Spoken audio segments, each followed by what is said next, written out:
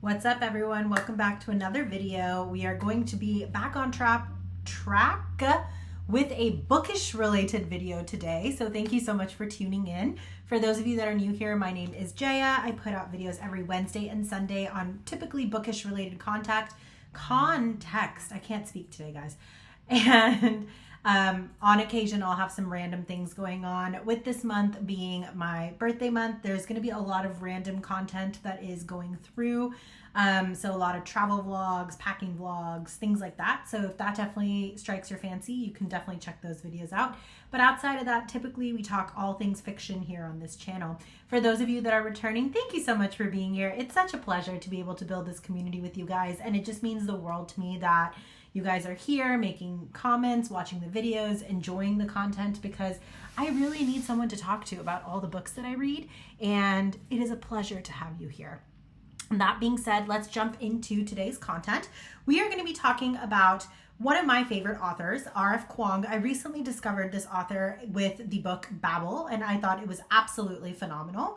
That book is kind of a fantasy dystopian type of novel series. Standalone book that basically is established in a world with magical realism as well. It also has some scientific concepts as well, innovation, things like that. So it's like a very kind of mixed genre, but if I had to specifically classify that book, I would probably call it more fantasy, more magical realism with a little bit of historical fiction in as well. And I did think that one was quite interesting.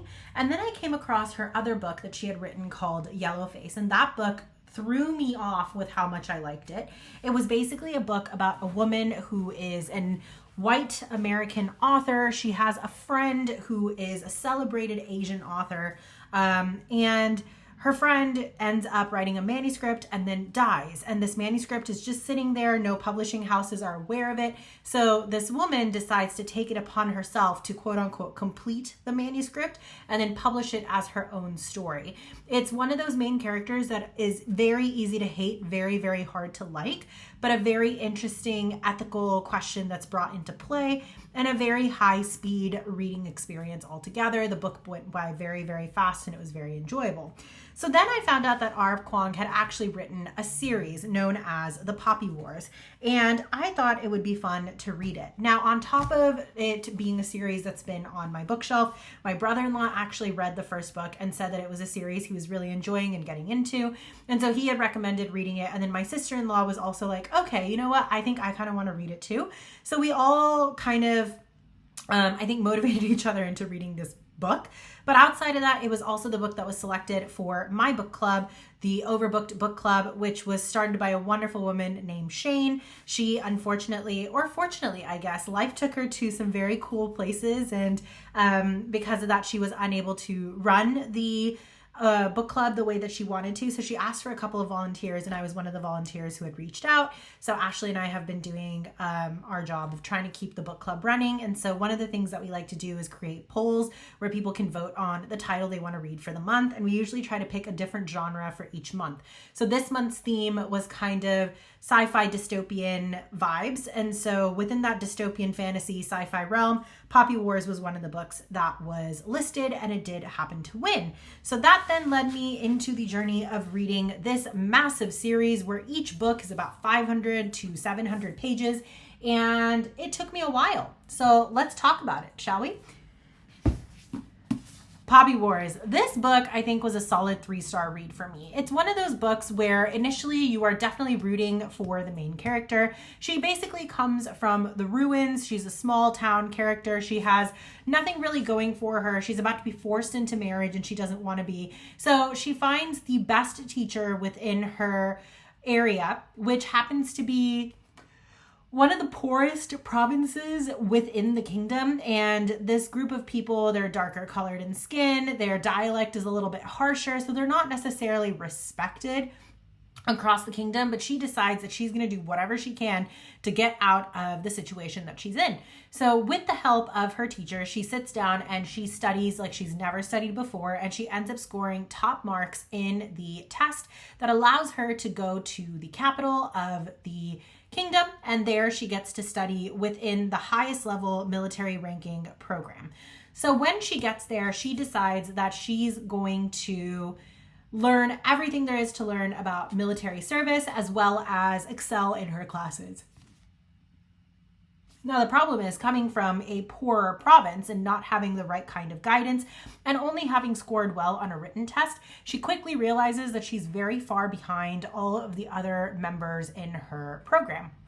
She's originally teased and treated very poorly. Some of the more old school thinking professors are also very rude to her because they feel like she doesn't deserve a place because she doesn't come from an elite line of warriors or rich merchants or higher level officials. So she kind of is like bumbling around. We watch her get bullied. We watch her kind of fall down and keep having a fighting spirit to try to get back up.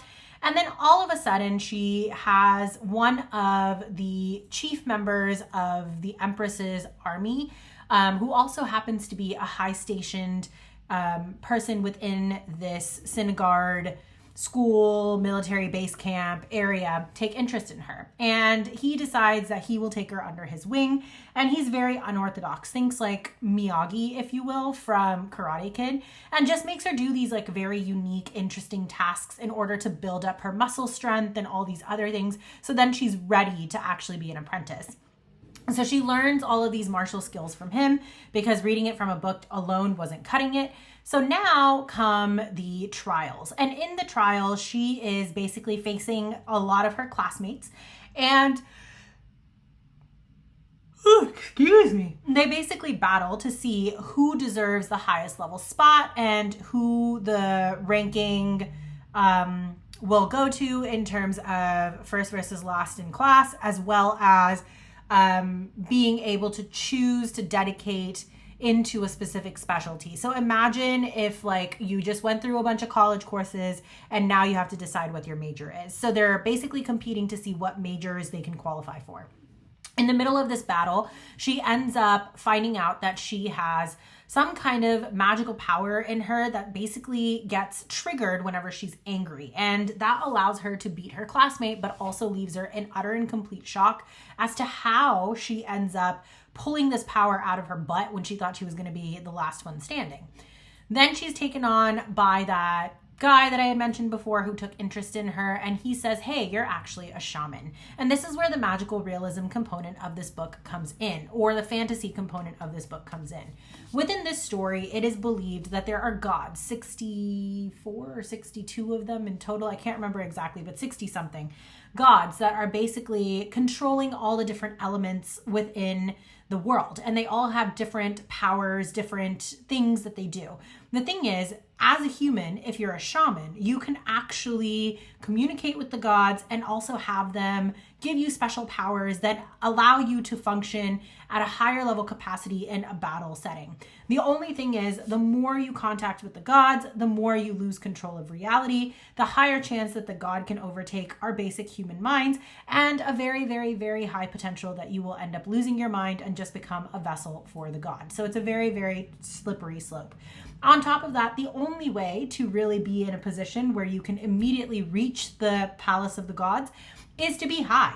So in this book, you see poppy wars because everybody is hooked on some form of poppy, basically meaning opioids. So some people are addicted to the seeds. Some people basically smoke it. Some people end up having addictions to even harder substances such as heroin and things like that. So if you're not really into that vibe, this is not the right series for you. But essentially in this book, her mind is open to the world of shamanism, which is believed to be dead, and she learns how to channel this god. However, in the middle of her training, they end up getting attacked. There is a Federation movement that's coming through the kingdom, and basically she gets elected to be pushed into an army, and without the proper training, she's basically thrown into war. Her captain also happens to be someone she really respects, but also fears, has intense feelings towards that she can't quite figure out what they are. And he seems like he's perfect until she realizes he's not perfect. And then the book is kind of the slippery slope of her mind just slowly starting to unravel and her not really knowing what her purpose is or what it is she's trying to do. So you see this character that was super, super strong at the beginning of the book, and then you just see her slowly unraveling throughout the course of the novel. And then by the end of the novel, she kind of comes off as a whiny little kid because she's just so lost. However, at the end of the book, she ends up in a position where she does save, quote unquote, the war and the war efforts, and defeats the Federation that has been, coming into their kingdom. And in the process, she also loses a lot of her team members, a lot of her sanity, and a lot of her sense of purpose and self-worth. And that is where the Poppy War drops off. So in that quick summary, I try not to give too many spoilers, more like, just bullet points of what happens throughout the books. But it's very, very, very hard to like Rin. And it's actually interesting because if you read the interviews that R.F. Kuang has talked about this book, or written about this book, she very clearly states that she has written this character to not necessarily be likable, but to show what a character can become in the midst of war, and how very quickly their sense of rightfulness, ethics, all these things just start to deviate from what would normally be considered normal, if you will, in polite society. So that was an interesting read. I do think that this was one of those books that's definitely wonderful to read. It's very impressive how much is packed into this one book. I do think overall it was an enjoyable read. It's just hard to binge this book, which is the way that I read it. So I would say maybe space out the reading a little bit more. But I finished all 3 of these books in about 2 weeks' time. And I do think that was a little bit too fast for these books. So just a grain of salt. From there, we get into book 2, which is the Dragon Republic. So in this book, Rin is now in charge of the Psyche. The Psyche is the small army group that basically contains only shamans, and her leader, who was the original chief, has now been killed, and she finds herself basically in charge of the Psyche. She doesn't know how to handle herself. She's also hooked on drugs at this point. She is just basically hardcore PTSD, emotional breakdown, completely lost, and just angry. In the first book, we also find out that someone has betrayed them. Someone huge has betrayed them. And now she is on a one-track mind of revenge. In this book, Rin is suffering from a lot of anger, a lot of anxiety, a lot of frustration, a lot of confusion about who she can actually trust, who she can't trust. Her one friend that she's super, super close to is basically her enemy in the beginning parts of this book. She also ends up having something happen at the beginning of this book where she can't tap into her shamanism anymore. So she just feels kind of useless. In the midst of all of this, she ends up teaming up with one of her old classmates who used to drive her insane and was her biggest bully. And then they ended up fighting together in the last moments when their school was being attacked. And then they forged a kind of friendship and relationship. She ends up seeing him again in this book. So now she's with him. She's lost. She's confused. She's obviously doping out in order to just cope. She's utter mess right now. And he basically says, hey, my father has this vision where he basically wants to create a democratic republic instead of having an empire system. And we want to overthrow the empress. And Rin is 100% on board with this. She's like, yes, I will be your weapon. Just point me in the direction you want me to go and I will do it.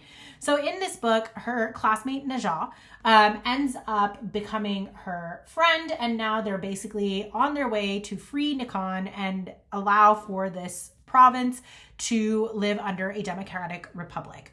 In the midst of this book, they also reintroduce one of her other very close friends, Kitan, what's his name? I want to say Kitani, but I'm not 100% sure how to pronounce it. Let me see if I can find the name.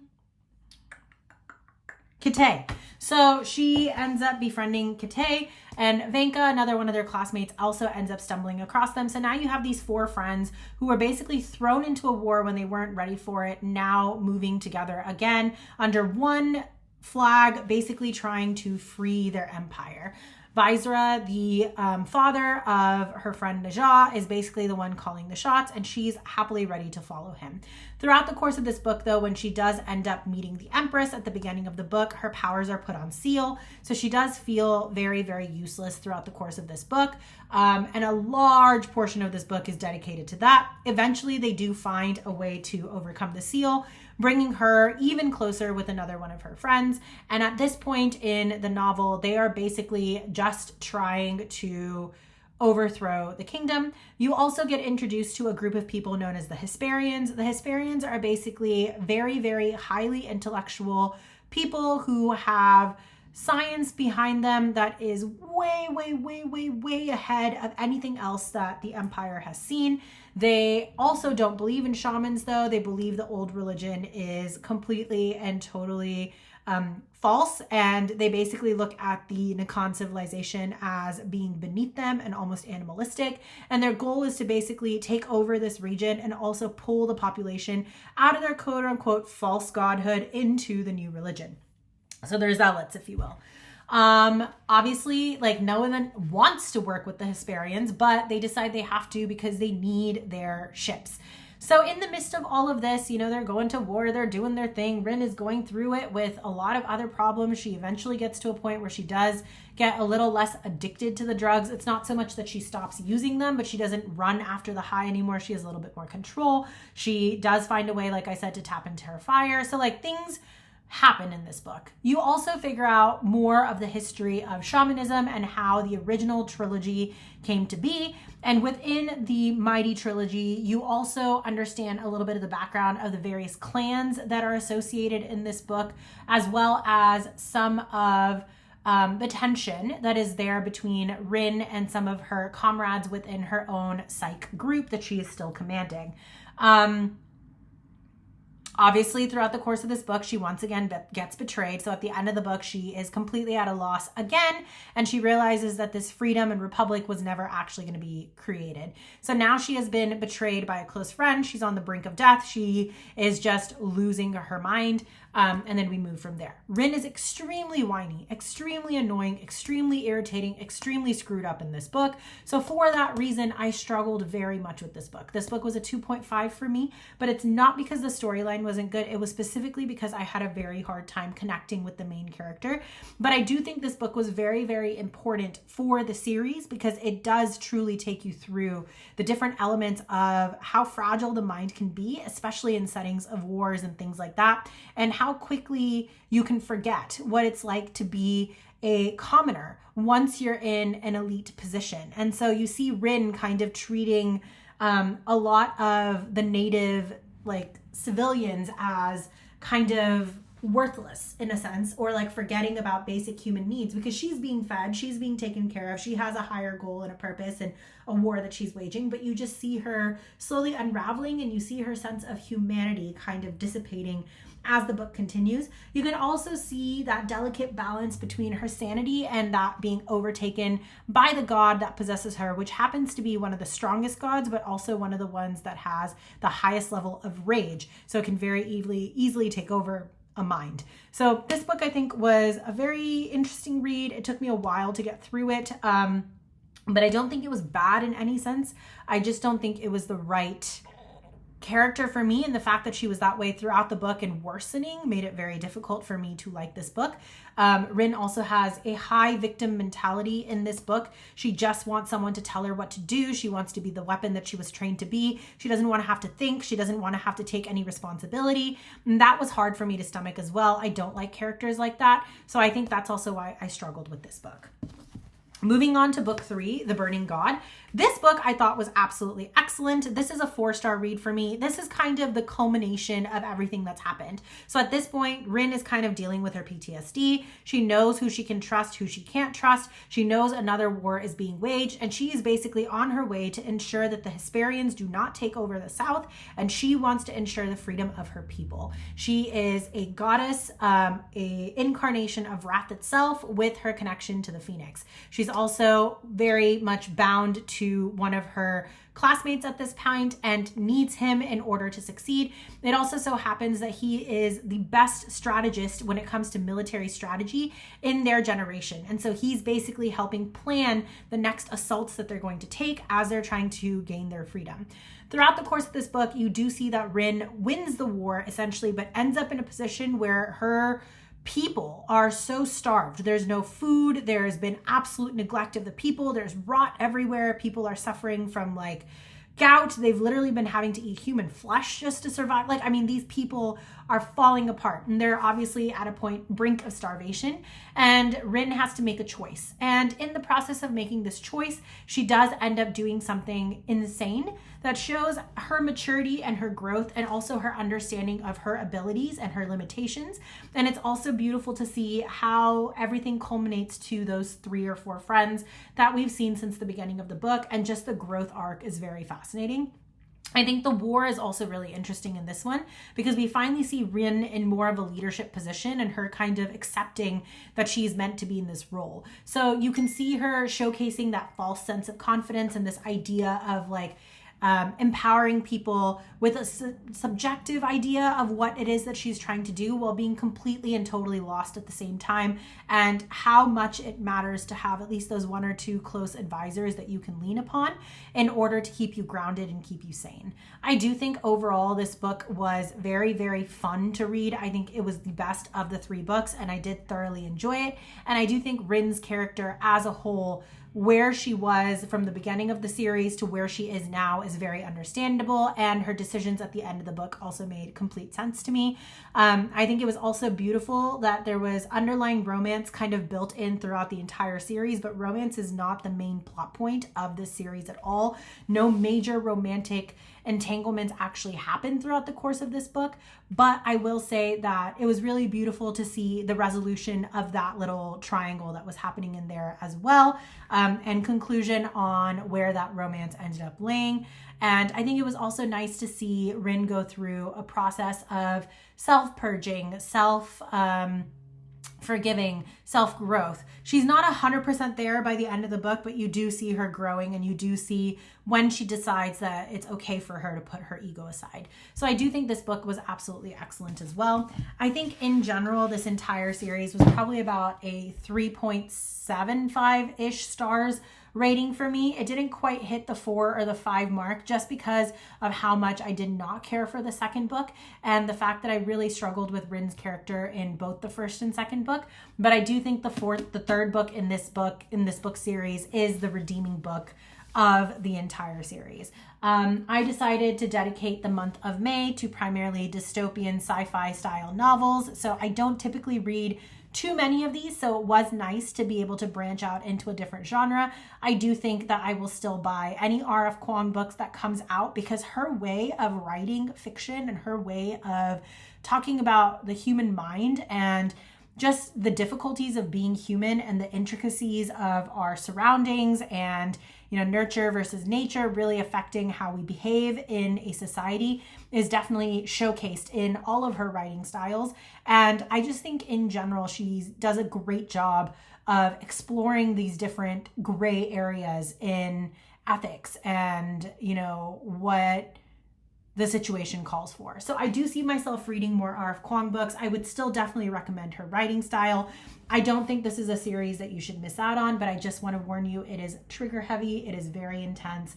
There's a lot of war. There's a lot of PTSD. There's a lot of drug use. There's a lot of side mentionings of rape. Basically, it is a war story. So it is 3 books on the atrocities of war and what becomes of it and what is created because of it. So if that's not something that floats your boat, definitely don't read this series.